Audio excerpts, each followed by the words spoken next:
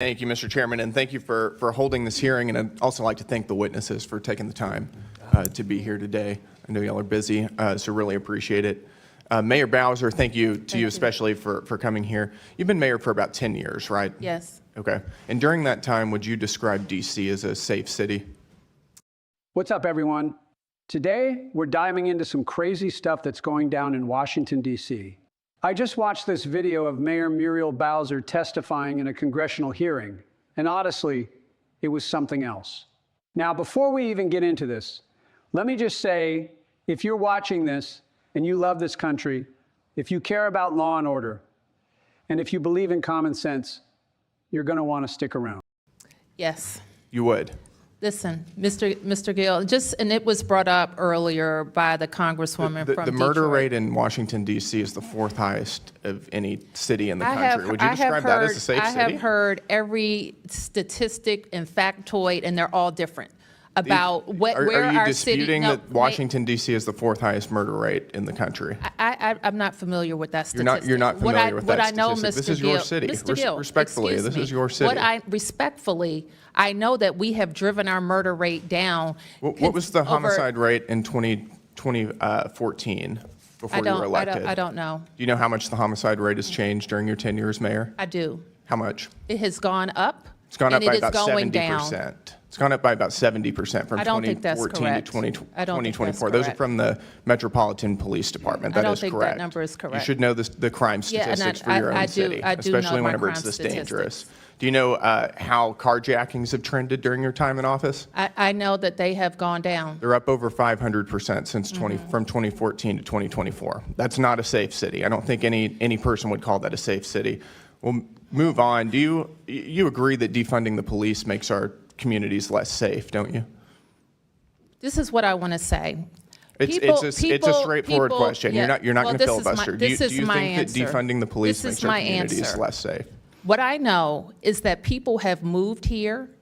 People have sent their kids here. People have started businesses here. We have record. Does defunding the police make our communities more or less safe? Those are the indications. Does defunding the police make our communities more or less safe? People want to live, work, and visit. You won't even back your own police department right now. I'm asking you, does defunding the police make our communities more or less safe? And you won't give me a straight answer. I've already answered that today. And why don't you tell me again, do you think that defunding the police makes our communities more or less safe? I've never defunded the police, nor would I. So you think it makes our communities less safe, is that correct? I just told you, I've never defunded the police, and I I never would. understand that. You know, you may not have defunded the police, and that's a good thing, but you did provide a $125,000 grant to an organization lobbying to defund the police. Are you aware of that? What is that you just raised? It's an organization called HIPS that you provided just this year, fiscal year 2025. $125,000 grant to. I think we funded them to do public health work. Quote, it's time we shifted to a society free of police and systems of incarceration. We fund them for public health work. For public health? Yes. Does this make our communities more healthful? We fund them for public health. Do you think defunding our police and lobbying to defund our police and undermine local law enforcement makes our communities more safe? I've answered that or helpful? question. Do you think that providing tax dollars to an organization who wants to defund our police is good for the residents of Washington, D.C.? We wouldn't fund them for that purpose. We would fund them. But you funded them, and you chose to give them money. You gave them hard-working tax dollars to an organization that wants to defund the police. We fund them for public health. Safe city? Are you kidding me, Mayor Bowser? This is the mayor of a city that has the fourth highest murder rate in the entire country. Let that sink in, fourth highest. And she's sitting there telling us it's a safe city? This is the kind of delusion we're dealing with. And don't get me wrong, I get it. Politicians love to paint things in a nice little package, but facts are facts.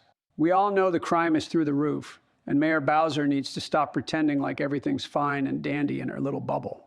Now here's where things get interesting. The congressman throws out the facts homicide rates are up 70% in the last 10 years. That's disastrous. But Mayor Bowser? She can't even remember the homicide rate from 2014 before she was even elected. How do you run a city for 10 years and not know your own city's crime stats? That's a problem, folks. Big problem.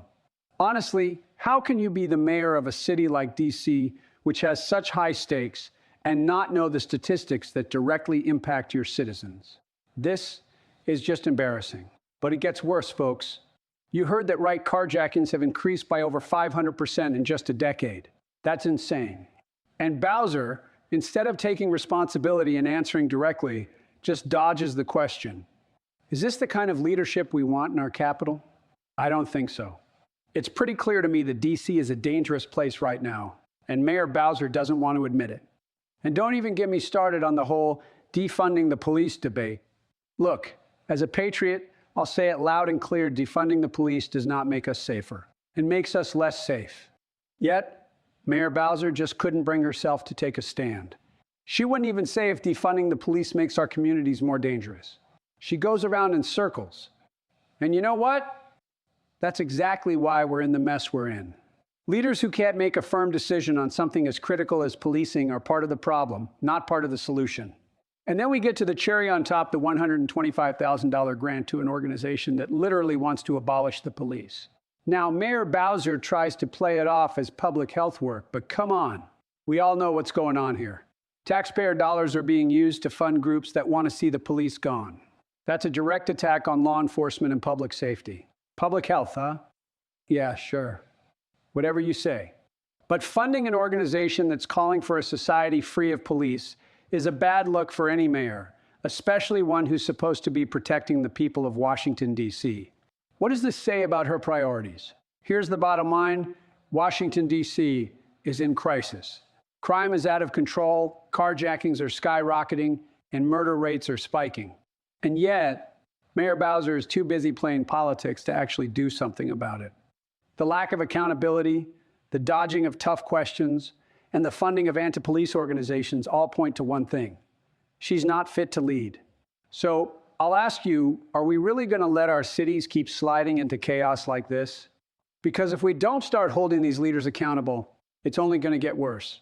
Stay informed, stay vigilant, and don't let these politicians gaslight us with their excuses. Share this video, let's spread the word, and make sure we elect leaders who actually care about our safety. Don't let this slip under the radar. If you want to see real change in our city, share this video, comment below, and hit the subscribe button for more updates on holding corrupt politicians accountable. Let's take our cities back. Until next time, keep fighting for what's right, keep loving America, and keep supporting law enforcement. Stay strong, patriots.